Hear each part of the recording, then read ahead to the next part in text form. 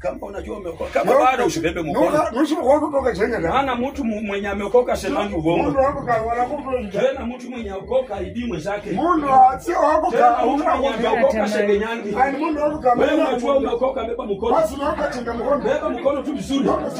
Beba tu mkono vizuri. Chenga tu mkono. Sema haleluya. Sema hivi.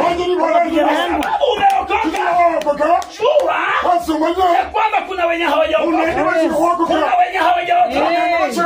Nenda kama mwokovu. Wewe mwenye umeokoka. Fanya mwenye hajaokoka. Haya pande kuokoka. Sema haleluya. Bwana Yesu asifiwe. Amen. Munyweshaji anakaa na mwokaji. Mweshi yigara nende usinga. Wote ukanda busi.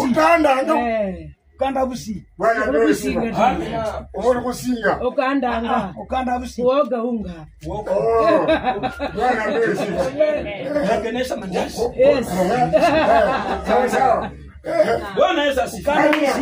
Yaani mwakaji akakaa kwa kiti cha kuoka. Basi wewe kushuka akatengeneza mkate uliotaka. Alomba mkate mlai mzuri. Mfalme akala. Basi mfalme ni akala. Akamwandika kazi. Akamwambia wewe ni bora. Kama ni mlai. Yes. Munyweshaji naye alipotengeneza anaomba madua kake. Chuma matunda mazuri. Anaomba matunda malai. Tengeneza pombe. Anaomba madua. Mfalme namu. Mfalme namu. Sana huyu ndiye. Sasa mwandika kazi. Mwandika kazi. Very good. Yes. Bwana Yesu asifiwe. Hapa kuna mwokaji. Kama kuna ndi mkandi ukanda usi. Yes. Na tena kuna munyweshaji. Hata kuna ndi mweshi sanga madoni yakaenda. Bwana wengine tofauti.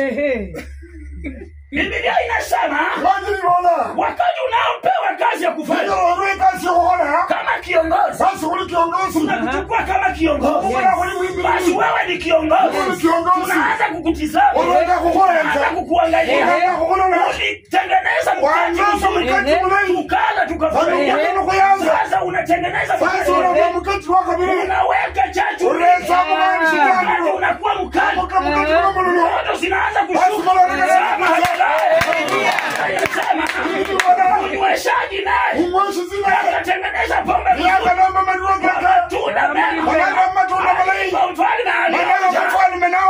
mfalme akaleta siku hizi atengenezi pombe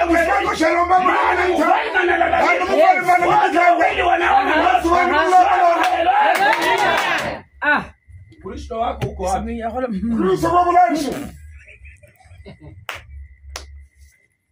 Yes. Wewe umeokoka?